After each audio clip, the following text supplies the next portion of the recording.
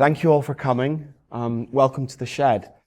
It's wonderful to see you all. My name's Alex Poots. I'm the artistic director here. And it's a thrill to have you all here and to have this distinguished cast. Maybe you'd like to introduce yourselves to the audience. I am Kenneth Branagh, and I play King Lear and direct the production. Hi, I'm Melanie-Joyce Bermudez, and I play Regan. Hello, I'm Deborah Alli, and I play Goneril. Hi, I'm Jessica Revell, and I play Cordelia and the Fool. I'm going to ask a few questions for the first part, and then we've kindly had some questions being sent in from many of the students, so I'll go through some of those at the end. Okay, we're going to kick off with you, Ken. From a young age, Lear has been a very influential work for you. I've heard that from many folks. Now it's your time to realise Lear. Could you share your overarching vision and instincts for this work, please? Right, okay. Big question to start with, isn't it, on a Sunday morning? So I first saw King Lear when I was 17 years old, and all I knew about it was that it was a big fancy name of a big fancy play that seemed like it was important.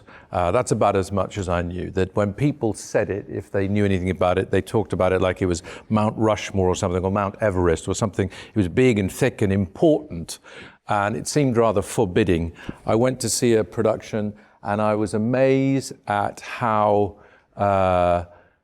familiar and recognizable it was. For me, those things dropped away, and it didn't feel like I needed some special ticket, some special background. I came from a working class background, a non-literary background, so I was a bit intimidated going in, but I came away thinking, well, this is about, well, first of all, there's lots of incident, there's lots of plot, there's lots of story. Things go on, I can understand them.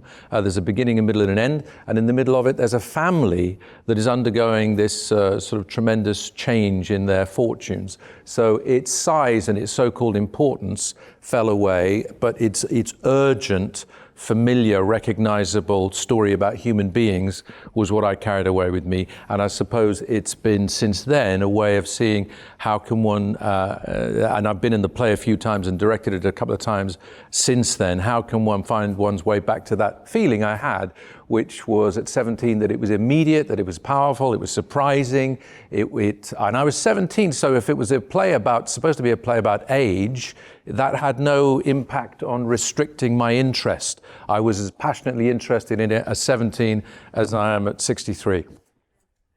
Ken, thank you. So just building on that, throughout your career, you found ways to create Shakespearean productions for the stage and the screen that bring the genius of the bard to a much wider audience. For this new production of Lear, what were your original desires in terms of the text, the production, the pace, the kinds of performances you want, and then the cast ages, which is particularly prominent? So the idea was to be as urgent as possible. We live in a world where we have to be very, very reactive. We are very fastly reactive on our devices, and there's a moment which Deborah and MJ share early in the play after the initial events where the kingdom is divided up, and it's safe to say that it doesn't go quite the way everybody thought it might. Mm-hmm. So as a result of that, which of you, it's after, so we must do something, and in the heat. So we must do something. Good. So that's a kind of key thing. These are people, this is a circumstance in which we've chosen to emphasize the idea that people must do something. Before that, the line before that is... Test. But we rehearsed this, we rehearsed it. Okay. I leave. I go off. You go off. You go off, and then what happens? Kent, remember, banished. Banished! He's banished. Remember, Kent's gone. That line. Banished. Something banished. Banished. Remember, banished. We can rehearse before we come to New York, yes, I promise. It's been a while. Yeah. That line. That it's line. not a trick. It's a great line. They said, somebody says, we shall further think on. Right. We shall further think on. This is what it's like every single day. It's a nightmare. So we say we shall further think on, and then we say we must do something. So you asked me what's the approach. The approach is a bit like that, is that people don't further think on it. They just do it. We must do something. So they just do something. And what they do ultimately is catastrophic. It's catastrophic because people do not have enough time to think. So I wanted a production where we didn't give you as the audience enough time to think. So 2 hours is the complete running time of this production. There's no intermission. Many productions, many brilliant and great productions, I might add, finish the first half at 2 hours. But we chose, it's just a choice, it's not better, worse, wrong, right, or anything, I don't believe, to emphasize this idea that what somebody describes about Lear's behavior at the beginning when he divides the kingdom in the way that he does. Some would say foolishly, some would say it is right to do it this way. But one way or another, it does not go well when he divides the kingdom. And what then happens is described in terms of his behavior as hideous rashness. And it is in the spirit, as it were, of hideous rashness that the production proceeds, with a pace that doesn't give the characters much time to think, doesn't give the audience much time to think, but does invite everybody to feel. MJ, as Regan, can you talk to us about your experience of making this new production from the rehearsal room to the London run, which was last autumn, fall in American, and now obviously you're coming back in the autumn, so there is a year gap there. I don't know if I will be coming back. So I just want to say the line is, such unconstant starts as this are we like to have from him as this of Kent's banishment. Thank you. Okay. Thank you. So sorry about that, guys. To your You might want to say that you're also doing another play right now, aren't you? I am doing another Shakespeare at the moment, so my head is absolutely fried in Shakespeare. Yeah. So At the Royal Shakespeare Company Yeah. in England, playing the Princess of France in Love's Love. to answer your question, I mean, I think from the off, Kenneth and everyone involved set a standard for how we were to approach this production. Before we even entered our fourth round of auditions, we were expected to be off book. And I think, thusly, when we moved into the rehearsal process, the words had life in our bodies, in our minds, they had history. So we had time in ways to reflect on the text without actually doing anything, which was really, really lovely.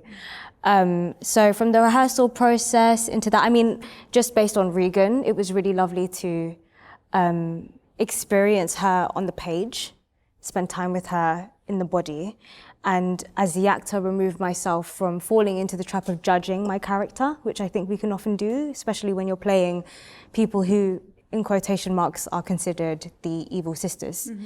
It's finding their humanity, it's finding their drive, their passion, their need, which I think are things that are so important in this play. So I think that was the main thing that I did when I approached the rehearsal process at first. We began rehearsals with basically entirely a choral-based, fight-based first week, which I think, considering where we've chosen to set King Lear in our production, was integral in the way that we found ourselves connected to our bodies.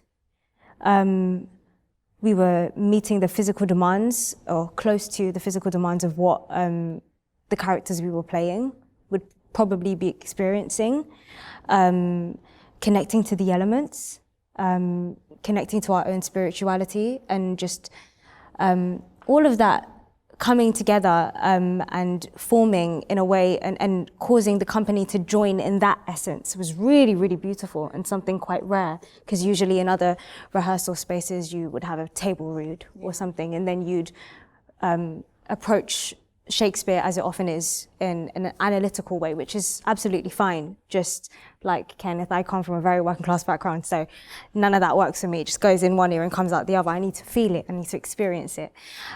So yeah, and then I guess going forward, one thing that I really loved to explore while on the West End was Regan's relationship with love.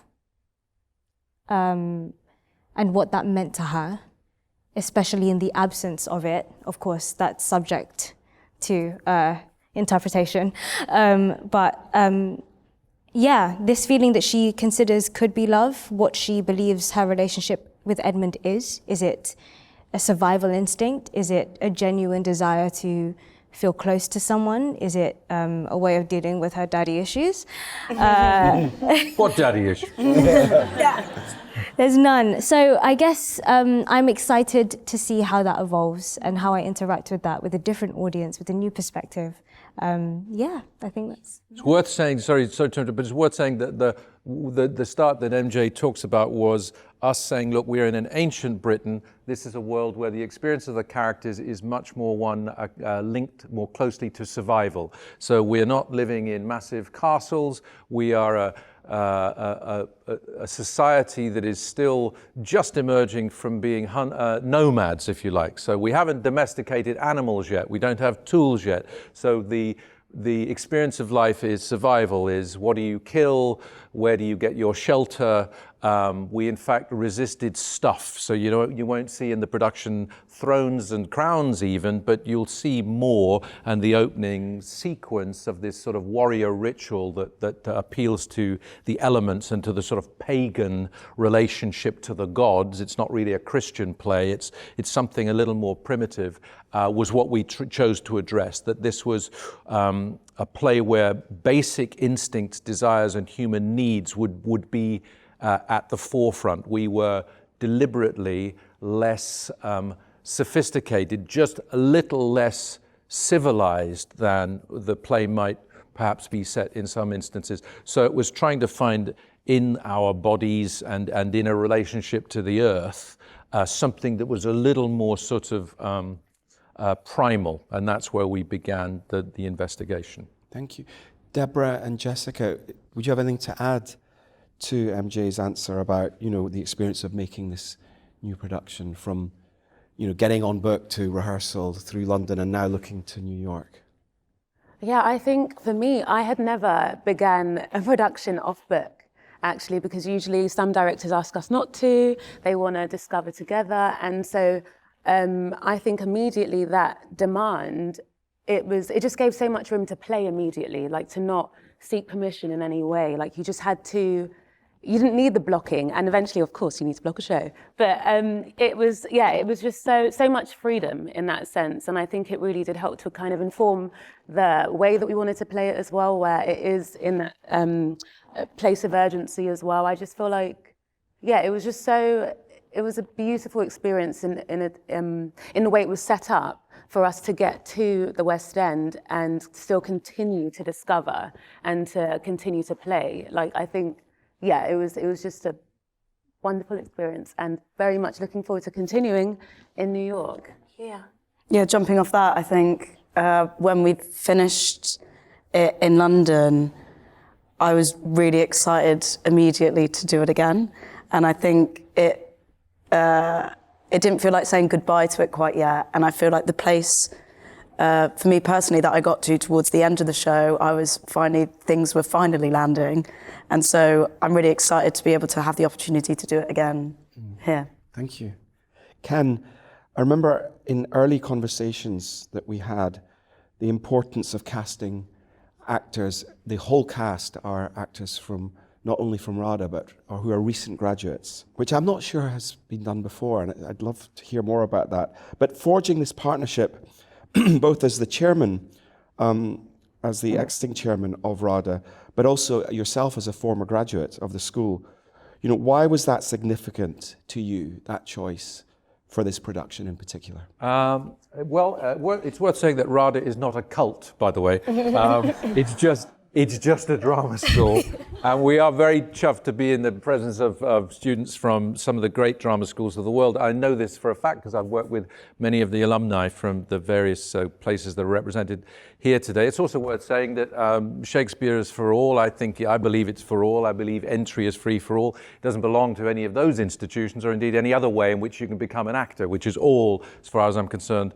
They are equal in terms of how what you bring to the process of engaging with this work. So whatever way you come at it is fine by me. If you're lucky enough to have some of the experiences we've had, then that's great. And if you have your good fortune come another way, that's terrific. But one thing that I felt clear about was that the idea of a very visible and vibrant youth inside the production was important. It was part of what the play seemed to demand. At the center of the play are some issues that are inevitably, they are universal and current, I suppose, around around the world of age and competence.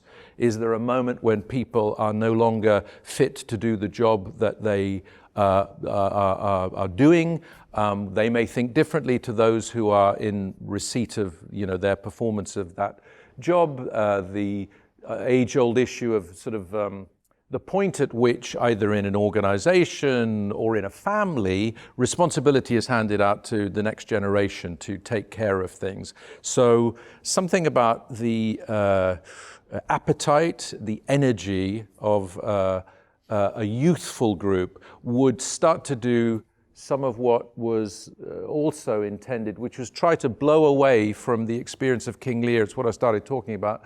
When I went to that first production, I suppose I felt I was potentially walking into a very impressive cathedral in which I would have to speak very quietly because it was so intimidating and big and vast and represented this sort of grand thing. Whereas I've always wanted with Shakespeare to feel as though, from my background, that one could come in and it could be very direct. You didn't need any qualification, basically. Your qualification to watch a Shakespeare play was to be a human. That's really all you. So that's the price of entry. I happened to notice through being at RADA and auditioning all of my distinguished colleagues here as they were emerging and seeing some of their work in plays, that there just seemed to be a really good feeling of a place and people who practice technique. They were trying to find all the ways in which you gather technique to do work like this and still be playful. So the two things were always in parallel. You were trying to be heard, so you could be heard, and the D on the end of heard could be heard, but you were not starting to talk like that, because then you would sound like somebody who does a Shakespeare. And so you tried to lose that. You tried for all of that technique to be invisible, and you tried the goal for any particular performance and a run of performances was recreation, not repetition. So now you can acquire that just through any particular position in relation to the work, but one noticed that it seemed to be very much part of what the school was producing, that kind of actor, and so it seemed a great way to focus on something I think that the production required, which is that it should be youthful, sort of relentless, sort of unforgiving and impatient, but also sort of literally brilliant in terms of the kind of crispiness and the kind of clarity with which it was delivered, but that you were never aware of that at all. I saw a great show here. If you haven't seen it, it's on for another week, isn't it? Your show here, The Effect. Terrific acting. No, you can't see the acting, just can't see it. You can't see it, but it's really quick. People are technically, it's very, very impressive. And again, you don't even think about the technical stuff. That was our goal. And I found that my experience of the people I was watching at RADA all looked like they had a capacity for that and an interest in that. So it seemed like a great way to focus on getting all those things, attacked. Thank you. Just building on that intergenerational point you made, I'm going to turn to Jessica, just to remind folks that Jessica plays Cordelia and the Fool. When we revisit the classic works of Shakespeare, we often find certain ideas and themes can have different emphases in our times. Were there any that struck you in this story, such as intergenerational power dynamics? Yes, I suppose the beauty of being able to play both Cordelia and the Fool is that they're both characters that I think are the most honest with Lear, and Cordelia is particularly punished for it, and the Fool can kind of get away with the honesty through humour. And I suppose there's a lot of that you can relate to now with family feuds, is that is it that thing at Christmas where someone maybe has a drink and then says something a bit too honest? And then that kind of a dynamic with families is still happening consistently everywhere. And you don't even have to stretch too far and to look at our monarchy, for example, and our royal family and the dynamics there. And so the text is still relevant today as it was back then. And I think also we've often spoken about the relationships as the three sisters, and that kind of competitiveness between them as women. And I think that's sadly something that's still quite apparent today, is the sense of women, because of the patriarchy or God knows what, that the inability to sort of support each other, or it's always competitive. It's always like, oh, and I think we're kind of shifting into a time where women are supporting each other more, which I'm so pleased with. And I think, are looking at the sisterly relationship, and I don't have any sisters. And so then I had to sort of reflect and think about a lot of my friendships with other women and bring that into this. And also I spoke to my mum a lot about her. She's got a lot of sisters. And so it was sort of, this text that was written so long ago is still just as relevant. And as Ken was saying, it's just human. And I think what Ken does so well, in particular with his productions, is that he makes it for everyone. He makes it for those that have never watched Shakespeare or are just interested in coming to see something new and something different. And it's so cinematic as well as a production. And that was something that friends and family that came to watch when I sort of went, oh, I've been cast in a Shakespeare. And they were like, okay, fine, yes, sure, that'd be nice to come see.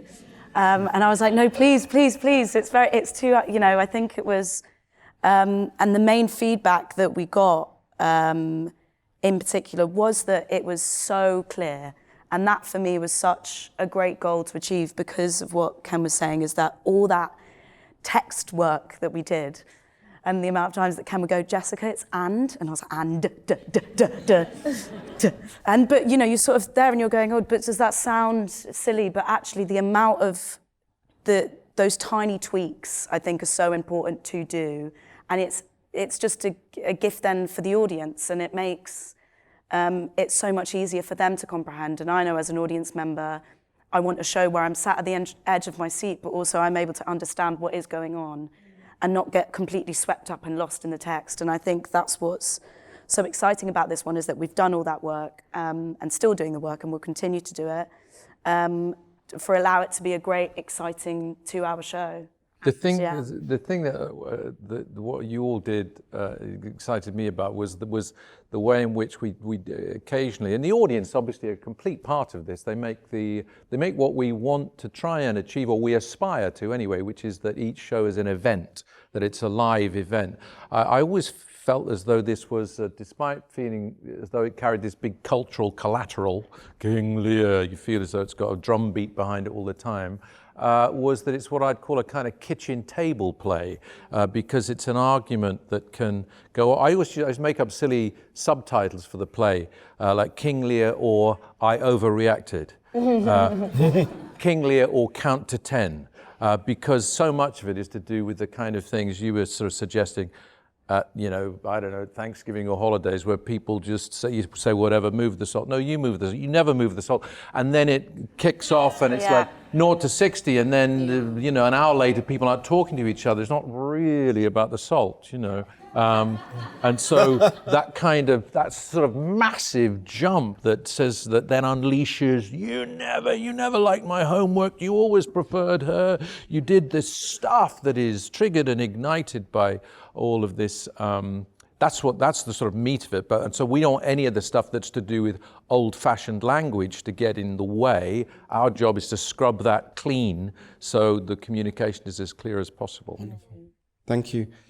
Ken, I had the enormous pleasure of working with you on the Scottish play. We're very close to theatre, so we'll call it the Scottish play. As your producer and presenter and the former artistic director in Manchester. That show, which we did in the UK and NYC, was both, it felt contemporary and classic. And, I've always said to you, I thought it drew from theatrical and cinematic practices. So my question is, how have the canons of both of those formats, of theatre and cinema, inspired your unique Shakespearean stage practice, both past and present? Well, thanks to you, Alex invited us for what he refers to as the Scottish play, because we're not allowed to say the name of that play about the Scottish king in a theatre, otherwise it will bring us bad luck. So, of course, I'm not superstitious, but I'm not saying the name of that play. Nor am I allowed to. Just in I'm fairly case. sure that, Ken, I once accidentally said it on stage. And Ken went, and I thought I was going to get fired. It was during tech, and Ken went, leave. And he made, no, you didn't make me, but not superstitious, of course, again. You just have to turn around 3 times. He went, you have to go outside the theatre and turn around 3 times. And I sort of, And then not to get back in. And yes, and I sort of in joke went, yes, very funny, Ken. And he went, no, seriously, go. And I went, oh my God. So that was that. So sorry, Ken, to it, but no. But the Scottish play. But we're not superstitious. Anyway, the thing is, the thing that so you have invested both creatively and indeed financially in people like us. Thank you very much, and you've allowed us, to answer your question, to spend time, which we did with the Scottish play, and we've done with this, marinating. I've found that it's really good to come to it, go back. So this is, I think, the 4th time that I've come back to King Lear, and it feels fresh each time, but unquestionably you have some value from the experiences you've had. Some of those are in the cinema, and I'd say that what informs, at least in my limited experience of it, the work in the theatre, is that we, via the cinema, value the interior lives of the characters. We're aware that that's a very potent thing, and so again, part of our technical work is to allow us to, as it were, be heard clearly and naturally, but still feel as though you are eavesdropping on the hearts of the individuals. In terms of the way we present the play, the cinema also influences our idea of sort of quick cutting and a sort of speed and pace that doesn't give the audience, as I say, time to think. If you want them to immerse themselves in the feeling of the play, which is a feeling constructed by a great poet, so that when that is working, when we are on song, something other happens, something mysterious happens, and like a great piece of music, you are transported. So you are literally understanding what's going on, but there is some other experience beyond words that you are very valuable, that you are very grateful for, because it's unique to the theatrical experience. So you try and sort of fuse those things. A form of transcendence, I guess. So, Deborah, Yes. as Goneril, what have you absorbed from this production, and what was it like to act alongside Ken and the rest of the cast? Goodness. I'll go back to front on this question, actually, and I think in the midst of absorbing a lot, I had to really get the greatness of Ken out of my head. I think we all know how amazing he is, and I think sometimes you're just literally blown away. You're performing with somebody, but you're literally watching one of the most greatest performances sometimes. And so I think I immediately had to realize, well, I say immediately, it took me a while, but quite a while. But yeah, I think whilst working, I realized that I also have something to bring to the table. And I think because Ken, as well as a person, is not just great, but human, he is like just warm, generous. He enabled that to happen. And so working with him became collaborative. It wasn't just a take, and wow, how many things can I, note down of wow. It just actually was, okay, this is happening. This is my father saying something to me, and how am I going to react? And I think those were wonderful moments that I really will keep in, like, going forward, in terms of just knowing all the time, like, yeah, in reacting to those different things that, all I have to do is listen and give, was one of my major takeaways. Another thing was that we had really, really good shows. There were some really, really great shows, and I had to learn to not try and make that happen again. And I think the beauty of working with everybody here who kind of brought their best every single time was that you also didn't know what that looked like. And so rather than refining my goneril to this is how she is, I had to allow her to breathe constantly to, on this Wednesday matinee in this moment, it's very different to what happened last night. And actually, I just have to be here. And I think that for me, going forward, yeah, that's one of my major takeaways, absolutely. But there was just, I think most of all, just realizing that no matter how far the text can be, I can always bring myself to it. Shakespeare always felt very far away from me. It's my second one outside of school. And I always kind of felt semi-detached in terms of the language is here and I am here, my body is here, but my voice is there. But it was amazing to be able to collaborate and bring that all together and realize that just because the language is this way, it doesn't mean the life that I've experienced can't be shown in that. And that for me, I think, was a major breakthrough with Shakespeare. Yeah, absolutely. And especially because she's villainous as well. She has some villainous moments.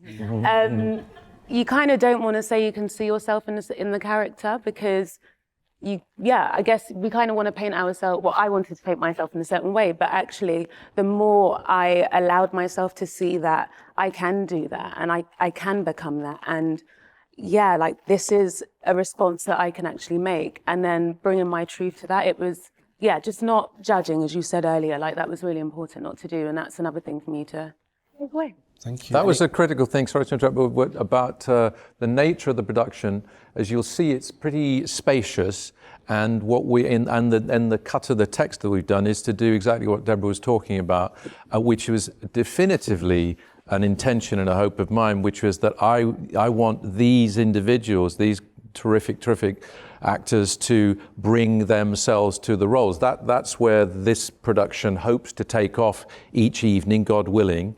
When I was a younger actor, the notion was put to me of how if you do all this technical work, and if you're in a great play, if you're in great writing, if you're in something that can take off, it can sing, then ultimately the part will play you. And I feel as though I saw that happen in various ways, but I did see necessarily encouraged and was so grateful for MJ and Jess and Deborah to bring themselves to it bravely, vulnerably, necessarily, because we all have our experiences of, whether it's with a father or whatever, some sense of disappointment. It seems a critical, central part of this story, as simple and simplistic as it might seem, is the issue of people being heard and people being seen.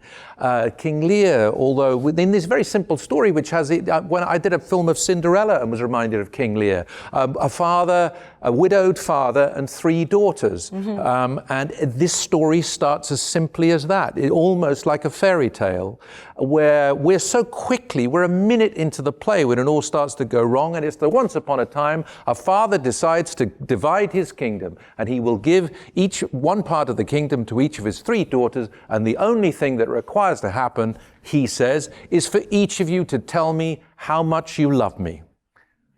That is a cue for whatever reaction, whether you say that's the stupidest thing I've ever heard. It's a ridiculous way to divide anything. It's conditional and it's not fair, and we're in front of everybody else. But it is the cue for responses that have him thinking, well, I'm not being appreciated, that may have you thinking all sorts of things. You're being triggered, manipulated, forced, etc., etc. But by the end of the play, one feels more and more, and it's part of what you were talking about, and I felt as though your own personal spins, your own personal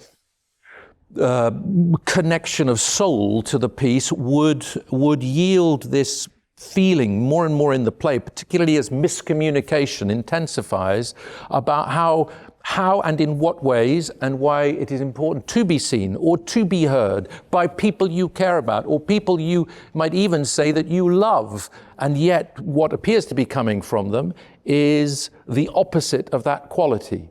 Misunderstanding at least, possibly hatred, but all of it requiring this in connection and engagement with the actors, which is very naked, very real, requires to be quite open, I would say quite sort of scary acting to do, because in theory you're going to lose yourself, not be lost in the wrong way, because you've still got to drive that big technical car that means you can all hear and understand, but you've still got to give yourself to it because you're asking all of you to do the same thing. So at best, on a big technical journey, you end up raw and vulnerable and scared and night to night, which was definitely the case, and loved working with each of my distinguished colleagues here because in the best possible way, you never quite knew what was going to happen. That's what I felt. Anyway, what about you, MJ? Did you, in terms of that night to night, how it changes things, how was it for you? Oh, massively. It's invigorating when things go wrong. Because it really catches you off guard. It makes you so aware of your listening capabilities. And I think there were so many opportunities, especially in the big row, the famous big row between father and myself and my sister. Different elements of your character come out that you just cannot predict. And when that happens for you, when an actor who you're playing with enables you to find something inside of yourself that you just never would even imagine was there, you find different flavors to your character. You find different qualities and different ways of moving, and especially when you're in your 4th week and you're like, okay, what else is there to discover? You find that there's endless possibilities. And also discovering together, without even having to say anything, with one another, our relationship, our physical relationship with one another, how swift it was able to change from one thing to another. What I enjoyed, sorry to interrupt, but what I enjoyed very, very much, particularly, there's this big sort of, I don't want to say set piece, because it's just another scene in the play, and there are no casual scenes, there are no casual moments, no casual lines, and no casual characters. Nevertheless, in terms of the arc of the story, there is a moment where the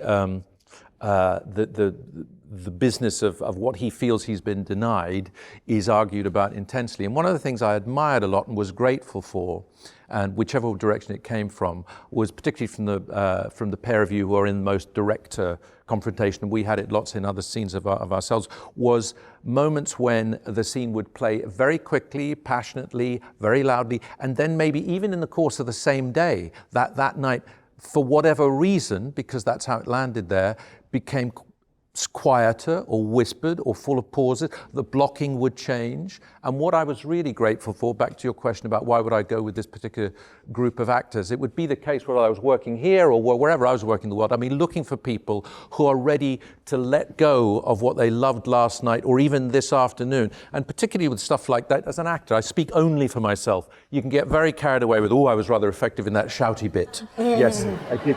Yeah, and I looked over that. I think they were hanging on my every word. I think I was rather good. But then, by the time you've done that the second time, you're phony baloney, and they can see through you and they can smell the schmachting.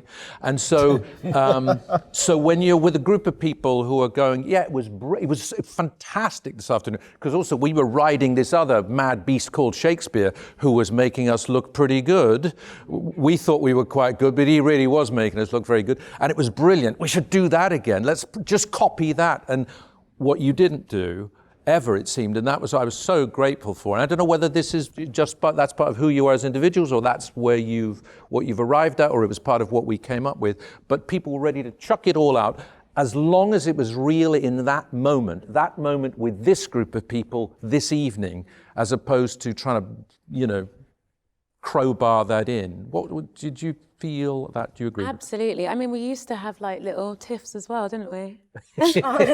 We actually, well, not like that, guys. Like, it wasn't method. But no, I think every day was different in life, and it really did inform the start of the show and the way the show was going to go. Like, it definitely was. I remember there was a time we have a little thing. I won't say it. It's our little thing how we start the show, the three of us. Oh, you're doing it? Okay. But we have our sticks, don't we? And I think it was just extremely cold one night, and we were not in our position with you, and somebody got a little bit annoyed, and so I think so. Yeah. And then just before, I remember us just going, I was like, oh, let's do the stick thing there. It was just like, do you remember that night?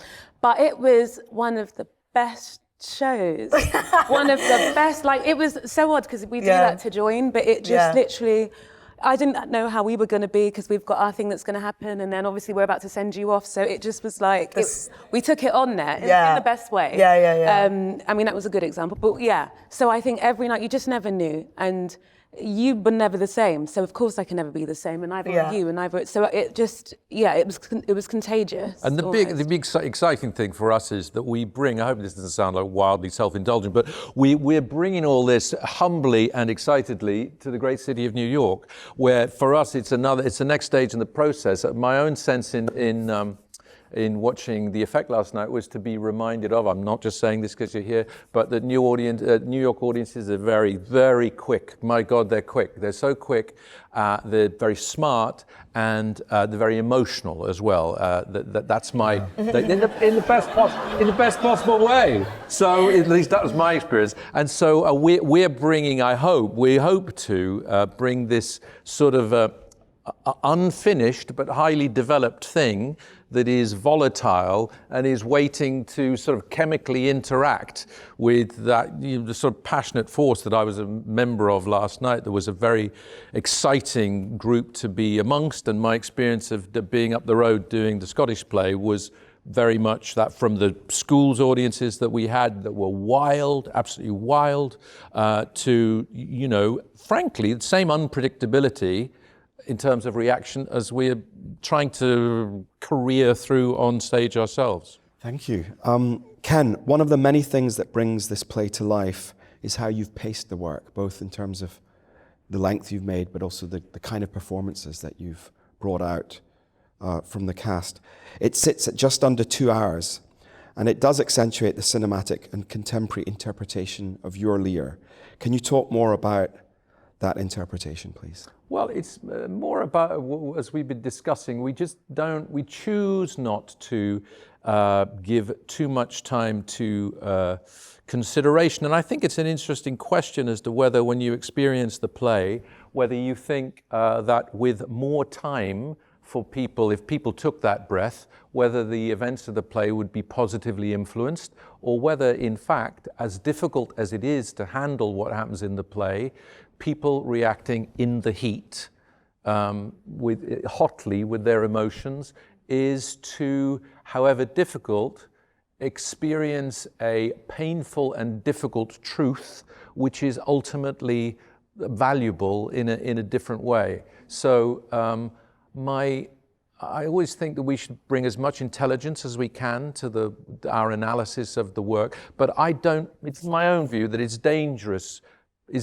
for me to be sitting around a table talking about Shakespeare, because I start to feel as though I ought to be smarter than I am, and I ought to be quoting, I remember first reading Shakespeare, volumes of Shakespeare, and seeing in the ardent Shakespeare, God love him, but you'll have a page like this, but there's like 3 pages of text there, and the rest of the page, it's all footnotes, and and there are people like Q. Well, first there's Q and F, and I didn't know what they were, but they refer to the quarto of Shakespeare, the folio of Shakespeare, QC, Quiller Couch. Who's Quiller Couch? I don't know what that is. He's an English academic from 1930, and he had a very particular view about the play, etc. And so we sit round a table. We can't just run at it like these are clues. They're more than clues. There are 400 years of scholarship that you'd be mad not to engage with, at least up to the point that it helped you. But I think my goal is that we try and do all that ahead of time. And as we were saying, the minute we got in the room, we were all, the play begins, without giving the game away, with this sort of ritual that involves a physical engagement with the actor, and the audience feel it. They're close to it. It's noisy. It's in your face, and it's it sort of tunes you into the temperature. It was more important, and one of the reasons, to start with that, and one of the reasons I asked, I don't know whether it filled every aspiring actor in this room with dread to think the idea that we learnt all our lines ahead of time. For what it's worth, as an ancient dinosaur of an actor now, my experience is that there is nothing to lose by doing that. There really isn't, and there's quite a lot to gain. I have many memories of being in rehearsal rooms where, although I have been kidded to suggest that the opposite is happening, I can't learn my lines until I know what I'm doing here, because he moves over here. Why does he do that? I won't say that unless I see the glass. And then I suddenly see an actor who is stuck into, oh my God, he can't ever say the line. What if the glass isn't there? What if the glass breaks one night? What are you gonna do? There's a kind of an attempt to, it can be dressed up in all sorts of other ways, but that you are slowly landing the plane, whereas I think so I'll get my lines when I've got everything else sorted out. I feel as though as soon as I'm starting to hear that, I'm nervous. I'm already nervous because I'm feeling this is somebody who wants to be so much in control, even though they'll tell me, no, that's because then I can, I would say, well, I respect that, but I think that maybe we try and find a way to get that happening earlier in the process. And if you believe that, then the rehearsal room is not a place where I stand while you try to learn how to memorize. But because then I'm not rehearsing, I'm waiting until you've remembered it. And that process is one where it just starts to stick a bit late in the day. Everybody will do it at a different process. But then they said, but you go away and it's going to be so boring. It's going to be mechanical. You're going to hear me doing it. So how do you do your lines? Well, any number of ways. I put them on tape. I write them down. I like to write them down a lot in order to get them, go down with a card, etc., etc. But I reckon I haven't found anybody who didn't sort of, once in the room, even with it learnt, make it their own. But especially with this stuff, it's so difficult. I want actors to arrive so they can then be more brave and more free, definitely more free. Have the glass, don't have the glass. The glass falls over. Somebody comes on and does a triple backflip one night, and you can still cope with that because you're already miles down the road and you haven't locked your learning into some kind of physical thing that once it goes through, throws you. So I don't even know what question I was answering, actually. I've just gone on. Sorry. I just banged on. That's all I did. I banged on. Spot on.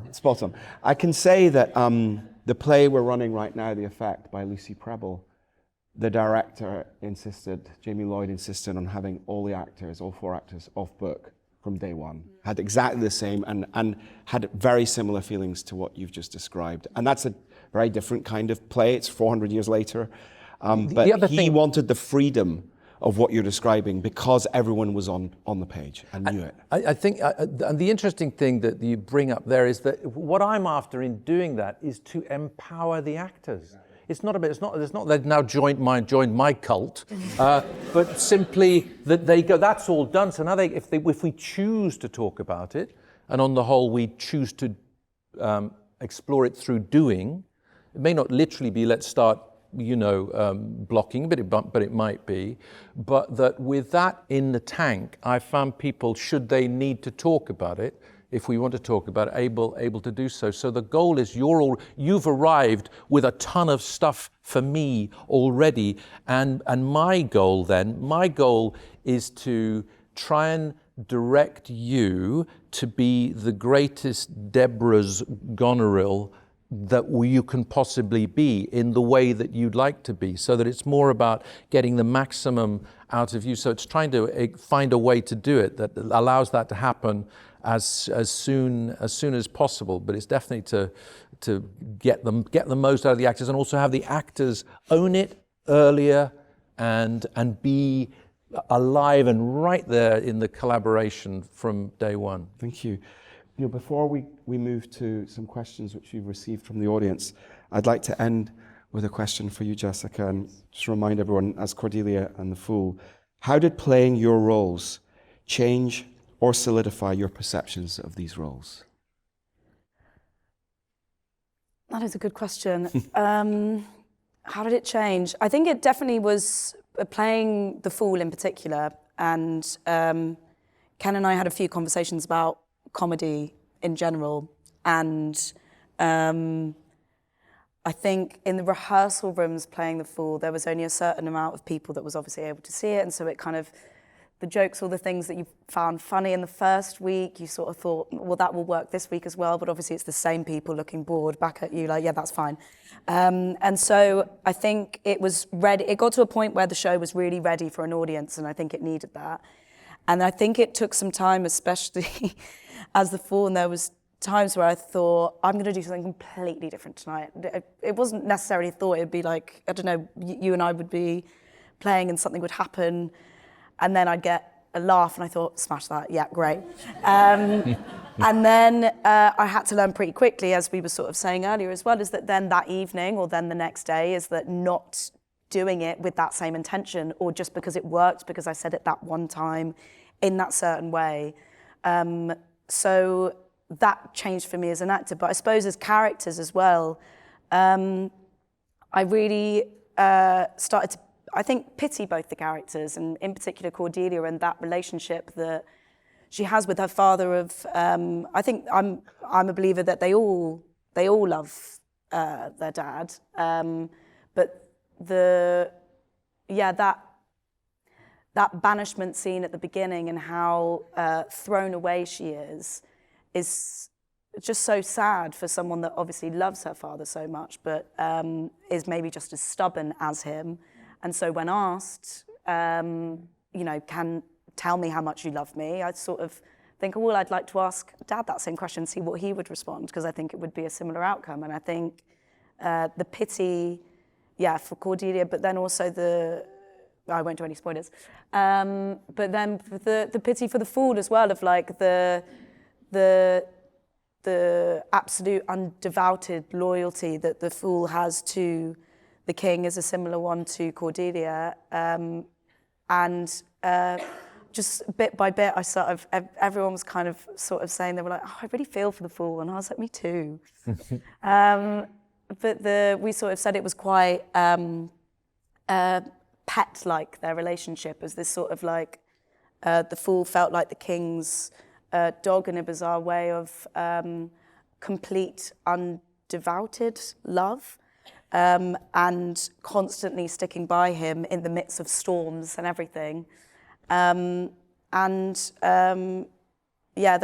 Both those relationships, I think, with the King, towards the end, it's interesting of what Ken was saying earlier, of if maybe if Cordelia and the King had maybe just had a quick conversation before the whole, what did we do? We gave out the kingdom. If they'd maybe had that conversation before, would the whole play have happened? But then we wouldn't have the play. So it's such a Shakespearean thing. This the missing scene, or the interrupted scene, or the delayed scene, so that it seems sometimes when I'm working on Shakespeare, I feel that the simple. It sounds a bit cliche, but a simple plea is to consider whether in the heat or more coolly, is to talk to each other, particularly as it relates to the great life passages like loss. And I often think, I think you're right about what you say, one different conversation with the three of them individually, or perhaps as a trio, before this enforced public division of the kingdom, perhaps would have made all the difference. In the play Hamlet, at the beginning of the play, Hamlet appears to be an outcast because he is not able to accept with a sunny disposition the swift marriage of his mother to his uncle in the wake of his father's death. And by the time 2/3 of the way through the play, it takes, maybe it's even 3/4, before Hamlet and Gertrude, his mother, actually have a scene together where they discuss the loss of her husband, his father. It feels as though the entire play might not need not to have occurred if, instead of the immediacy with which the marriage takes place for perhaps entirely legitimate reasons for the two people who are getting married. It just didn't happen to suit Hamlet. But this constant cry in Shakespeare, it seems anyway, for a moment where people, to repeat myself, can be seen and heard in moments of crisis or in moments across the big life things, the birth, marriages and deaths that sort of hit us in the solar plexus, that need time to process, time to consider, time to speak with those that you love or who may understand you or who may even just give the space for you to speak. They don't need to do the other things, perhaps. Here, I feel as though when the play works, the audience, I feel when I watch it and this happens, wants to get involved and say, wait, or just listen, oh, you heard, she said that, but you heard this. It's not what she meant. If we could somehow find a way for the hearing to be different. And I think that tension lies underneath this play, that which is unsaid as well as that which is said. Right, those are my questions. Is Jamie Nicol-Riggs here? Hello, Jamie Nicol. So I'm just going to say thank you for your question. Let me read it out. I'd always assumed at some point in your career, and this is to Ken, I'd always assumed at some point in your career with Shakespeare that eventually you'd find your way to playing Lear. How did you know it was time to tackle the role now, and was your approach different than for other plays you've done? Well, thank you very much for asking. Thank you. It's a combination of instinct and then opportunity, because obviously it doesn't all happen by itself. People like Alex and Tamar, who works with us, have made this possible. Yeah, you find creatively, you just, it's one of those ones, I don't know, I saw it at 17, it feels like, I feel two things about it. One is I've always resisted, that sort of drumbeat, and now, in a performance for the ages, we give you Sir Kelvin Branagh in King Learicus, you know. And so I don't like all of that, that's no good, and you can get yourself carried away with all of that. I wanted to be the next part that I'm fortunate and privileged to be able to play. And there's a bit of a cliche with actors and King Lear. It's a superficial one. One is that you've got to do it when you're young enough to have the vocal and physical requirements to play the part, but you shouldn't play it so young that you don't give the sort of sense of what Lear's age does to the story. Another daft thing is that somebody once said to me, oh, you know, you have to be very careful about who plays Cordelia, because if you choose as Lear to pick them up at the end of the show, to carry them on, make sure your back is in, you know, good shape, etc., and that you have a good, you know, that everything works in that regard. It was more about wanting to, yeah, come at it with the most directness at a time when it seemed the play was sort of speaking loudly.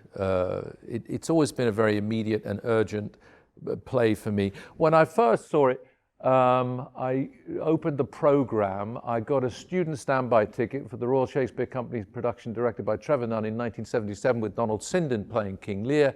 And I opened the program, and the first big headlined quote I saw was, "When we are born, we cry that we are come to this great stage of fools." And I remember thinking, Christ, that's a bit depressing, isn't it? But at the same time, it got under the skin a little bit, and I wondered why that affected me. And as I've gone on, it's always been, I mean, one of the reasons that we move at the speed we do is that when I've read things about the play and the character, some people say it is Shakespeare's greatest achievement as a playwright, but it's his least good tragedy. They say, why? Well, if you look at the Scottish play, it's got more plot. It's a thriller. It's got a fantastic central relationship. If you look at a play like Othello, you've got another triangular relationship at the beginning, and you have this incredible character in Iago, perhaps the greatest villain in sort of dramatic literature.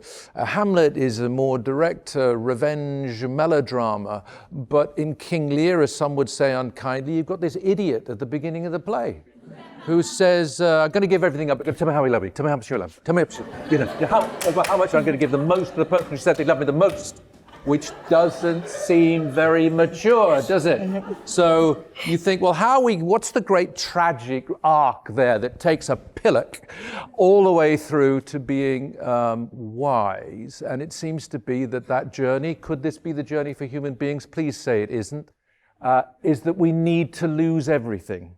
We need to lose everything before we understand what is valuable and who we love and who loves us. And I wanted, I suppose, without looking for some just simple, vainglorious attempt to make the audience like you, I wanted to, we remove quite a lot of the text around the beginning that also slightly underlines Lear's age itself. So he bangs on less here about crawling unburdened towards death. We're simply saying in this world, ancient Britain, you're past 40 and you're ancient. You can't. It's time to move on. So 63, you're absolutely ancient. So, but he doesn't think that. Of course, he doesn't think it. So I wanted to have him more understandable earlier on. I resisted also trying to make him have visible signs of dementia or Alzheimer's or other conditions of the brain because I wanted us to be uncertain, as he is, about whether in fact that might be part of why he is, if it is true that he is, making poor decisions. So all of it then became, ultimately, decision to do it, why do it? What Peter Brook, the great late of this parish international theatre director, said is the uninformed hunch. So the uninformed hunch was that it was time to do it. Back to you, Ken. When we first worked together on the Scottish play, you collaborated and co-directed with Rob Ashford, who we later started preliminary discussions about King Lear for The Shed in 2020. Now that this reunion is possible for The Shed, could you talk about your collaboration and how you both approached Shakespeare's productions? Well, thanks to you, Alex. I mean, I've had now a 12-year creative relationship with Rob Ashford.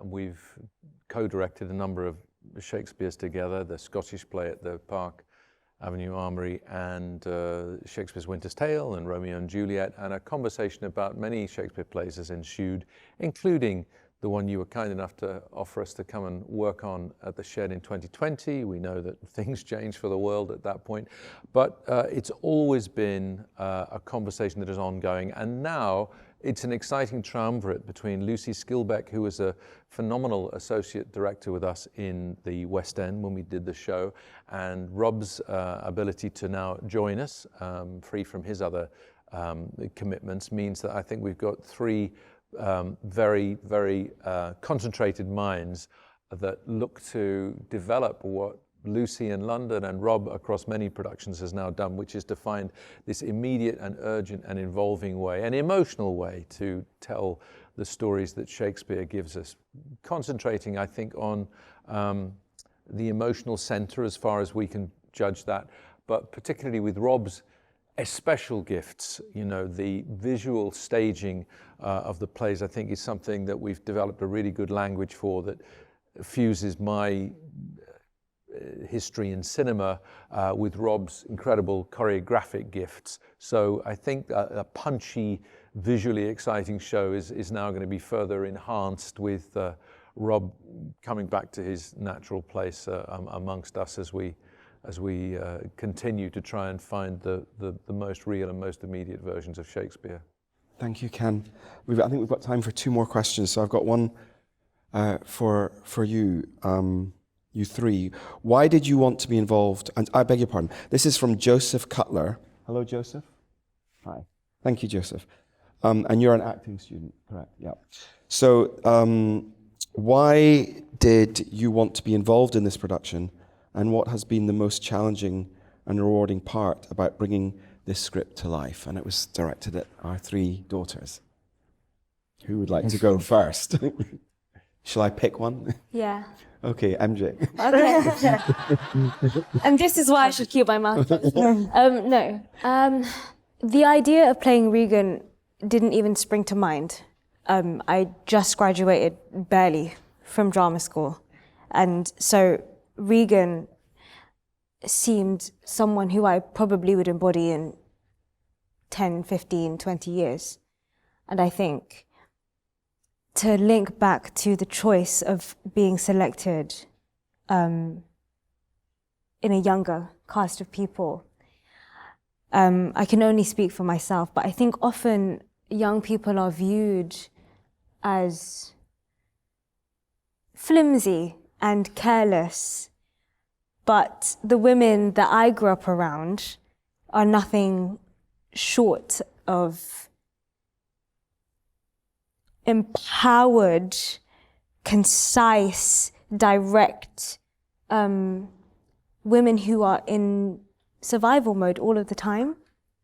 And I think to approach that for as a young woman from where I come from, and show what it is for someone who is younger, to have to deal with the difficulty of being a middle child, the difficulty of not feeling like she's ever had enough, the difficulty of not being the youngest and the cutest, but not being the oldest and not having the responsibility, feeling a lack of love. This is not strictly true. This is a vast generalization, of course. But it was deeply meaningful to do that looking the way I do. I think often, not to bring it into it, but I think often Southeast Asian women are seen as very subservient. I think we're put into boxes, and that is just not my experience. It's just absolutely not.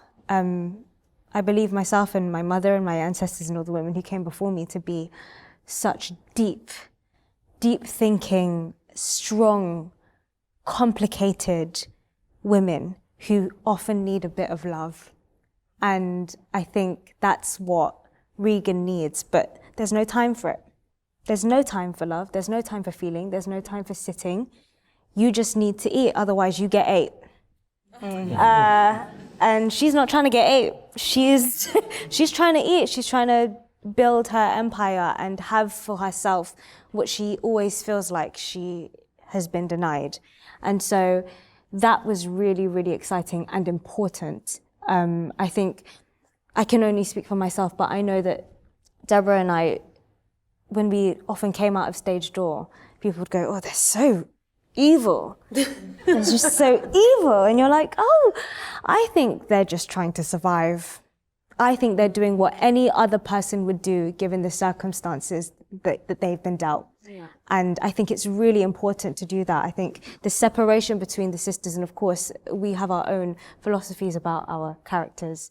And like Jess so rightly put, they do love their dad. They love their dad immensely. And they're just not receiving the love the way that perhaps they want it. You know, we all have love languages, you know. And this is a difficult one. It's a very obvious sign of miscommunication. And I think that's a difficulty of a family, is that we often want to love in a way that we can't, we think we're giving love, but that's not how the person receives. And I think that's, I don't know if I answered your question, but that's... Oh, it's a luminous answer. Yeah, it's definitely, yeah. Anything to add? Yeah, just like you, I initially auditioned for Cordelia. So yeah, there it is, right? Yeah. And so I didn't see Goneril at all as someone that I could actually play.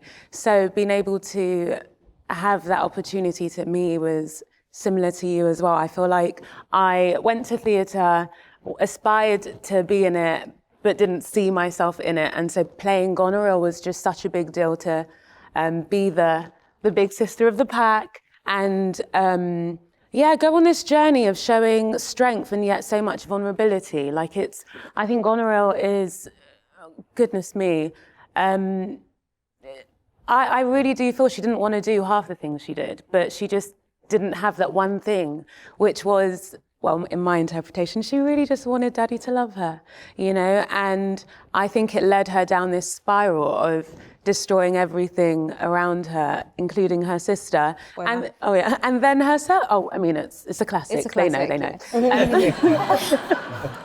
Sorry. Including herself. And so this, the journey of self-destruction, it was just such an honor to play. I don't know if I answered it either, but yeah. Good, very good. Do you want to add anything? Yeah, I really remembering wanting to work with Ken, and our first audition was in a room at RADA, and I just kind of remember, I came in and I did the bit from Cordelia in the first scene, and then Ken went, I'll read in the other lines, and I thought, oh my God. I was like, okay, I'm ready, yeah, fine. Obviously on the outside I was probably looking really cool, Ken, and was like, yeah, whatever. Anyway, and then I remember you read it, or you just did the bits with me, and I don't think I'd even learned the cues at this point. It was like the nothing bits. And I just sort of remember it felt so playful and free, and I left so excited, and I sort of thought, I would love to have even like a go at doing that. So even at the recall, I was just chuffed that I got the chance to work with you again. So then, as the recalls kept on coming, I was like, this feels special. But yeah, in amongst all the other things, to work with the great Ken. One of the things that you remind me of, and partly what we've been talking about in terms of why we did it this way and why it's the length it is because, I mean, it happens to be called King Lear, and I don't say this with any sort of sense of false modesty or anything, but I was, as directorially, I've always been interested in the play is about the whole group of people. It's immensely about the family, but the excitement of being in the production is all of the characters being in stereo in 3D, and I didn't want to get locked myself into, in the wrong way. Of course, you have to. There was a question somebody I think had mentioned earlier about or a question I saw that had been submitted about do you concentrate in your own role? Do you have a sense of the larger picture? I think, of course, you concentrate on your own role, but you do keep an eye on the larger picture to see not only how it can inform what you do, but what it's giving you, but also what you can give to it and keep you out of being too much sort of purblind. And I did not want that to happen with King Lear. I don't say for a second that I don't take the process of playing him as something that has occupied me and preoccupied me in a disturbing way for a long time. But in terms of the larger sense of what we hope we bring to New York here, it's the ensemble of the play. It's every character in the play where we're trying to make that sort of clarity and full-blooded, fully human kind of connection. When all of that happens, it's way more than the journey of a man who makes a fatal mistake, and it becomes about a family, at least two families, the Gloucester family, with equally difficult challenges in their story through the play, but then through the family of Britain as the events cause catastrophe. But it's a thrill, and I've been so grateful to these three for whom it's been a joy to work with and act with. I can't wait to act with in front of a New York audience and for a New York audience to try and develop and deepen the journey of the play and for all of the characters in the play. So we are wildly excited to come join you. I think I'm being signaled that we're out of time, but that's a wonderful place to stop. I'd like to thank you all, every one of you, for coming. Thank you. And may I thank Jessica. Please thank Jessica, Deborah, MJ, and Ken. Thank you very much. Woo! Please. After you. Thank you. Thanks, Ken.